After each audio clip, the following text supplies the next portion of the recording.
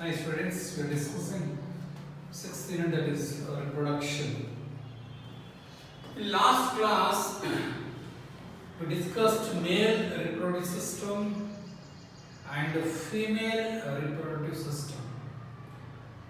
In female reproductive system, development of human embryo, the diagram and the layers like chorion, placenta, amnion, allantois like umbilical cords, and we discuss what is childbirth. Also, labor pain is very important, and colostrum also important in that part.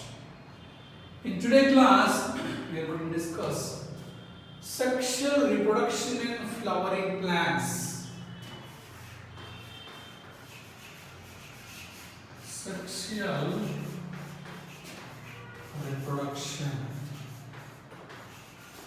in flowering plants.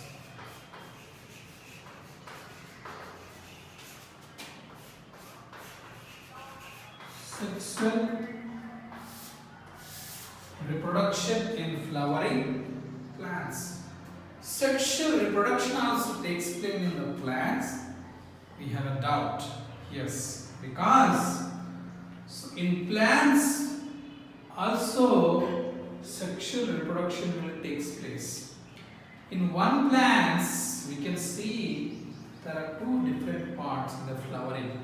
One is male reproductive parts, another one is female reproductive parts in one flower. In one flowers, we can see two different types of flowers. One is unisexual flowers. Unisexual is nothing but either they have male parts or female parts. Male parts or male parts. And the second one is bisexual flowering plants. Bisexual flowering plants. These bisexual flowering plants have both male parts and female parts. Male parts and female parts. So come to the sexual reproduction in the flowering plants. In the world, there are around 275,000 of flowering plants. Around 275,000 of flowering plants. They have seeds inside the fruits. Inside the fruits. In 9th class, we discussed the different types of plants, differentiation in the plants, like pteridophytes and bryophytes, flowering plants, non-flowering plants, like we discussed. So there are 275,000 of flowering plants we can see in the entire world. So flowering plants, non-flowering plants. So naked seeds inside the fruits. Seeds inside the.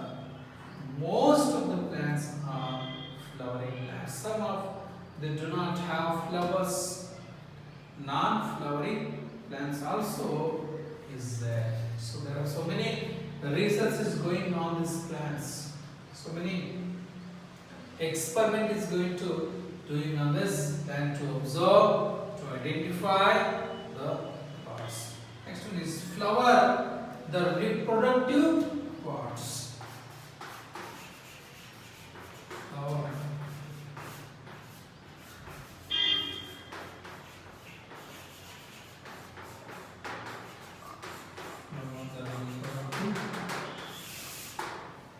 Flower, the reproductive parts. Which part is called as a reproductive part? There we can see. If you take so many, if you take one flowers, we can see the so many parts in the flowers. So which specific part is going to use for the reproductive parts? If you take the datura flowers.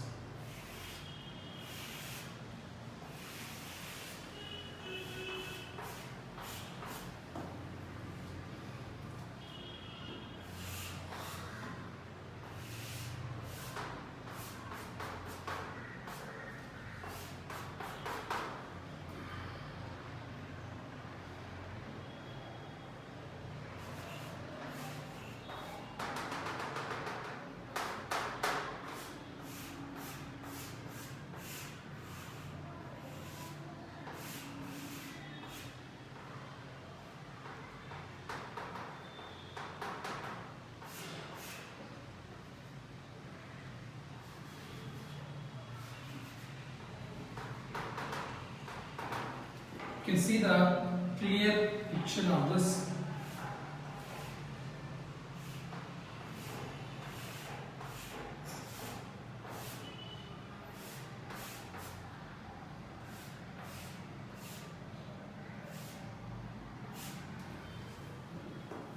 So there are so many parts is there in one flower, like this called as pedicel, thalamus,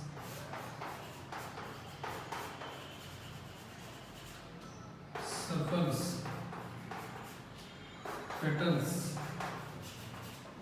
You can see there are two different parts in reproductive parts. One is like carpel and stamen. So this carpel is called as female parts and this stamen is male parts. So it's having like anther having like pollen grains. We also have like a carpels have three parts. One is stigma, style and a ovary. Stigma, style, ovary. So in anther, pollen grains we can see like dark color structures. So sepals, petals, stamens, male parts. It is also called as androecium. The male part is called as androecium, male part, and the female part is called as gynoecium. This carpel comes under this gynoecium. It's having three parts. One is stigma, style, and ovary. In the ovary, ovules is present. Ovules is present. So stamens is a male reproductive parts. It's also called as androeciums.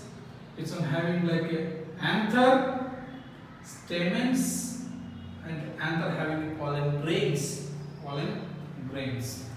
So this is the structure of the flowers. In fact, this diagram is very, very important for 2 marks. 2 marks diagram and labels also important. Come to the explanations. So how pollination takes place in the flowers? What is pollination? What is pollination? Types of pollinations. What is pollination and types of pollinations? There are two types of pollination. One is self-pollination. Self-pollination. Second one is cross-pollination. Self-pollination and one is cross-pollination. First of all, what is pollinations? So if you take bisexual flowers, in bisexual flowers we can see both female parts and male parts is present in one flower. Such type of flower is called as bisexual flowers. Androecium is present, gynoecium is present. Anther is present, stigma is present in one flower. The best example is datura flower. If you take datura flower, it's very easy to do the experiments. So come to the pollinations. What is pollination? Transforming of pollen grains from the anther to the stigma is called as pollination. Transforming of pollen grains from anther to the stigma. Anther to the stigma is called as pollinations. So where female parts, fusion of female gametes and male gamete is going to fuse, zygote is formed, that is called as pollination. In science it's called in the plants. So then what is self-pollination? What is self-pollination? It is also look like the same like pollination, but the small changes we can see in the self-pollination. Transforming of pollen grains from anther to the stigma in a same flower. In a same flower. In a same flower is called as self-pollination. Example is, you can see in pea plants, self-pollination example plant best is pea plants. Botany, in botany you can see self-pollination will take place because they have male parts and female parts in one flower. Transforming of pollen grains from anther to the stigma in same flower is called as self-pollinations. Next one is, what is cross-pollinations? Transforming of pollen grains from anther to the stigma, different flower, same species is called as cross-pollination. Same species. Not same flower, not within the one flowers. Transforming the pollen grains from anther to the other flower of the stigma, same species. So datura, pea plant to pea plants, like bottle gourd to bottle gourd, ridge gourd to ridge gourd, maize. So this cross pollination will take place in, best example is bottle gourd and ridge gourd,